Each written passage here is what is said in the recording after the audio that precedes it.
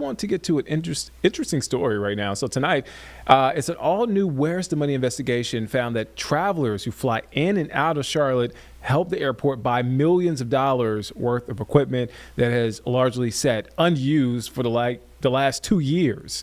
WCNC Charlotte's Nate Morabito discovered this. Nate, we were talking about it before. Well, as we were in break before we got to you here live in studio, and I just couldn't believe it. How did you come across this story? Yeah, I mean, it's one of those things where you wonder, like, how does this happen? Yeah. Right? Like, how does the government buy millions of dollars worth of, in this case, radios, critical radios, to be used by the airport, several divisions in the airport, only to find out they're not compatible? Like, where is the oversight there? So this started for me with a tip about the situation there, and what happens from there is I then try to confirm what someone might tell me, right? And so in this case, I made public records requests, which means I requested emails that were sent between several different people at the airport to try and piece together and verify that this is in fact true and maybe why this happened. So I did that. I requested initially a couple of years worth of emails, and the airport kind of said, well, you're going to get thousands. Is there a way to narrow this down? And I said, well, just give me this year's emails for now. And in the end, I think they ended up giving me this year's and last year's at a minimum. They might have even given me some from 2023, but nonetheless, I start seeing what people are saying internally about this situation. And let me just kind of set the table here.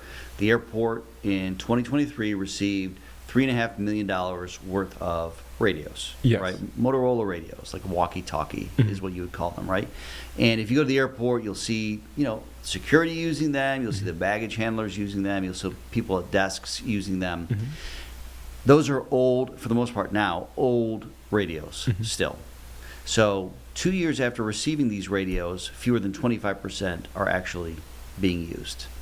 Okay? Yeah. So do the math, that's 165 radios. Out of 700, 2 years later, they haven't been able to get people to use. So after I confirmed that there's something going on here for sure, I reach out to the airport, question them, request an interview, and a spokesperson said, there's no story here.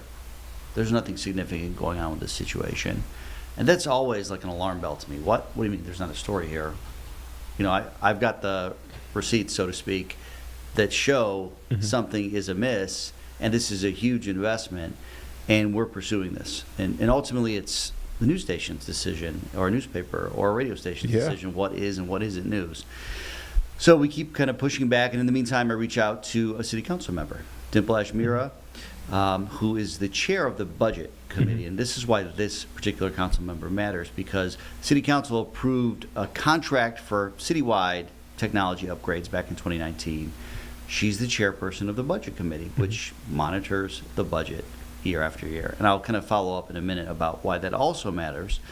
But we questioned her about this. This was news to her. She learned about it from us, and she told us this is in fact concerning, and there is now some additional oversight. Can we listen to what she said?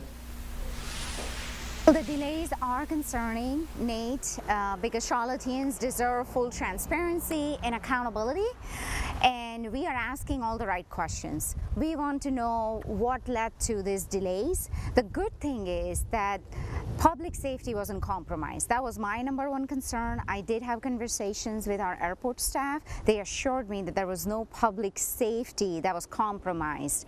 So that's a good thing. But I do know that there is a plan to roll out these radios by 2026. And the delays, I was told, was because of technical difficulties. I guess one would ask, how didn't she know about this on the front end? And why did she find this out from you, and why didn't she know this from the beginning? Right, and we actually had this conversation, the council member and I, because when you look at what the council is tasked with, they kind of look at it from a macro view, right? They are, in many ways, the visioning body for the city. They set the vision, they set the priorities, the day-to-day operations at a certain threshold they're often not made aware of. In fact, the last story I did related to money, about something totally different, but that went through the city, that council member wasn't aware of what we found. So it's not really uncommon for leaders not to be briefed on everything that happens there. And, I think what you might hear some say is that $3.5 million, it sounds like a lot, but for an operating budget, it's fairly small, right? But to you and me, $3.5 million It's a lot of money. a ton of money. Yeah. And here is why I think it's especially important. Because at the same time that this project, $3.5 million project, suffered some serious delays, the airport and the city started charging travelers more money to use the airport. So they bought $3.5 million worth of radios that they haven't been able to use. And at the same time, they started charging you and me more for parking, for baggage fees and airline fees, for using ground transportation. Because at the end of the day, this is not a taxpayer-funded operation, the airport. It's self-sustaining. It's funded by the people who use it. And so anybody that flies in and out of this airport is helping this stay in operation. And I think that oftentimes when there are issues like this, the only way they bubble to the surface, and a council member might find out, is if somebody alerts a member of the media who has the time and resources and skill set to ask the right questions, to request the right records, and then to hold people accountable. And I think that that's where we're at in this situation. Well, I guess what's next? I mean, do they? I heard her say, and correct me if I'm wrong, they plan to use these radios by, what did she say, 2026? Which is, I mean, next around month. The corner, next month. Yeah. I mean, Right. Essentially, is it that simple? I mean, Well, it hasn't been simple. Yeah. Number one, the airport has blamed some early decisions on a former employee that they fired earlier this year, leading to some of the delays. And in some of the records, the company that sold them the radios, they say, assured them these radios would be compatible, and then it turned out to be unexpected that they were incompatible.